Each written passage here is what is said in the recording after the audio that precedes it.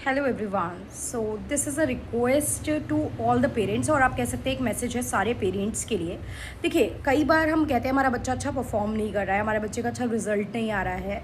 उसके पीछे बहुत सारे कारण होते हैं। आई नो कि ठीक है, अब बच्चा स्लो लर्नर हो सकता है, बच्चे को कंसेप्ट क्लियर नहीं हो रहे हैं, but there are other factor also जिसको आप चाहें तो इम्प्रूव करके देख सकते हैं कि आपके बच्चे में फ़र्क इम्प्रूवमेंट आ रही है या नहीं।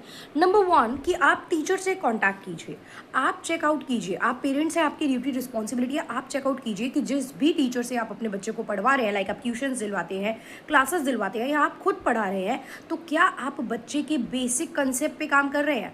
आप पढ़ा रहे हैं उसे 8th क्लास का टॉपिक, आप पढ़ा रहे हैं उसे प्राइम फैक्टराइजेशन बस, बट उसे मल्टीप्लिकेशन का कंसेप्ट क्लियर नहीं है, उसे डिवीजन का कंसेप्ट क्लियर नहीं है, उसे इवन ऑड नंबर की नॉलेज नहीं है, उसे नंबर सिस्टम की पूरी नॉलेज नहीं है, राइट। उसे लाइक नंबर नेम्स जो होता है, वंस, टेंस, 100,000, 10,000, लाख, 10 लाख, करोड्स, ये place positions of the numbers clear नहीं है।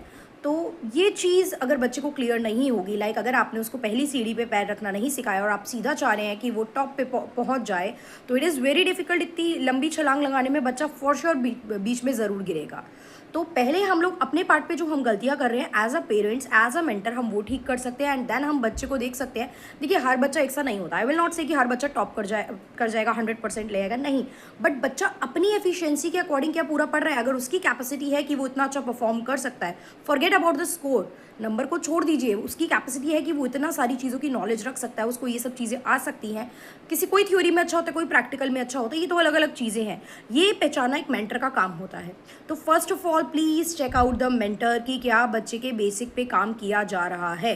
आप क्या करते हैं, आप लोग पहले ऐसे ही टाइम निकाल देते हैं। बच्चे की basic classes 6th 7th 8th class हमने बच्चे का ऐसे ही निकाल दिया, एंड देन सडनली हम जाग रहे हैं कि बच्चे के नंबर नहीं, एंड फिर हम इधर उधर नया मेंटर ढूंढने की कोशिश करते हैं। देन इन दैट केस जब आप 9th 10th 11th क्लास में बच्चे के लिए मेंटर ढूंढोगे तो बहुत डिफिकल्ट हो जाता है 9th 10th 11th की पढ़ाई के साथ सारे बेसिक्स पे काम करना।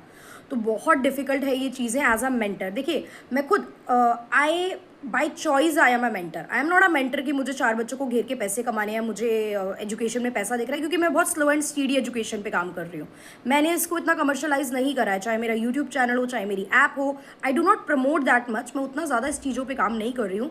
मुझे पढ़ाना है because I love teaching, because मुझे चाहिए कि बच्चा जो है वो अपने बेसिक्स पे काम करे, बच्चे को नॉलेज हो, बच्चा जितना कर सकता है एटलीस्ट उतना करे, बच्चे के साथ जस्टिस हो।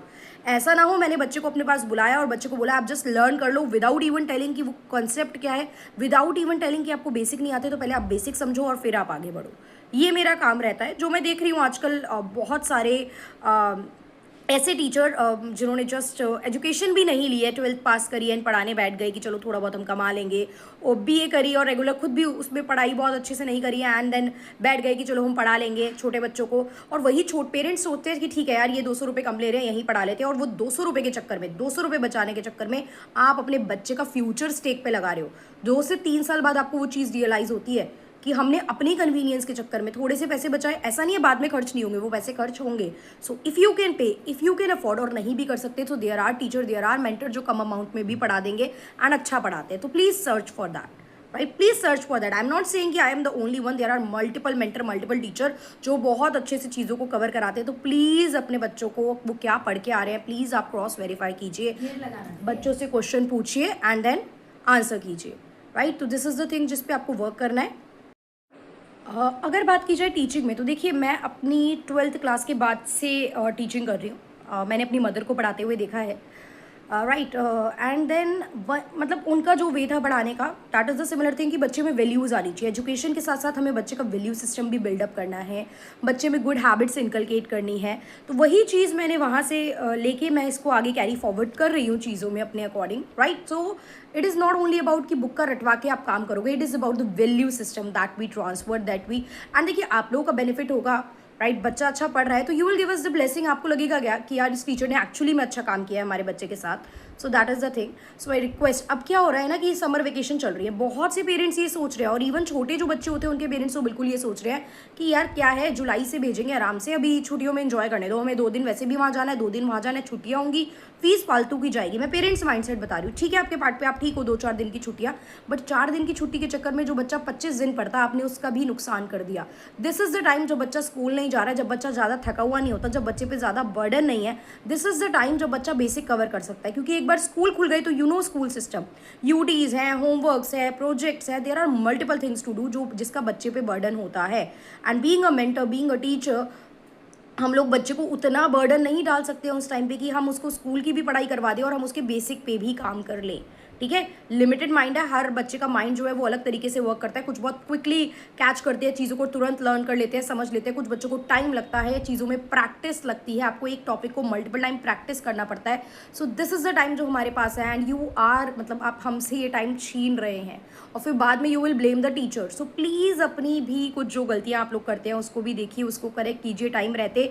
If you want a good future for your child, अगर आपको चाहिए आपका बच्चा जो है वो अच्छे से चीज़ों को कवर करे, so it's my humble request to all of the parents कि इस तरीके की गलती मत कीजिए।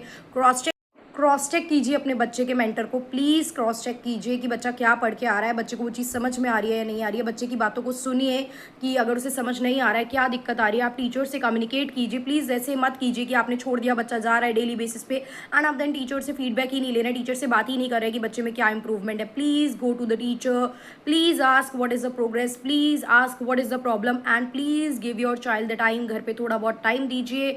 डू नॉट शो कि आज की पढ़ाइयाँ बिल्कुल अलग है, हमने ऐसी पढ़ाई नहीं की, हमें तो कुछ नहीं समझ में आता। ये बच्चे के आगे मत शो कीजिए। Do not show your weakness to your child.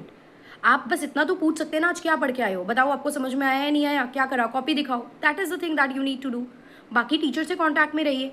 And इस तरीके की गलती कि आप कहीं पे भी बच्चे को भेज देंगे without even checking the background of the teacher, and then आप थोड़े बहुत पैसों के लिए आप बच्चे का जो फ्यूचर, ये चीज़ फ्यूचर के साथ खिलवाड़ कर रहे हैं, वो आपको बाद में रियलाइज़ होगा। एंड ट्रस्ट में तब बहुत लेट हो जाएगा, क्योंकि ऐसे बहुत से केसेस हमने डील करे हैं, ऐसे बहुत से पेरेंट्स से हमने बात की है, लेकिन बाद में वही है, पछताए होत क्या जब चिड़िया चुग गई खेत। तो इस सिचुएशन में मत आइए। So that is my humble request. I hope आप लोग इसको समझेंगे, मानेंगे। बाकी कोई डाउट है तो आप लोग मुझे बता सकते हैं, आप लोग कम्युनिकेट कर सकते हैं मुझसे, राइट। So this is the thing, that is the message and request to all of you. Thank you everyone.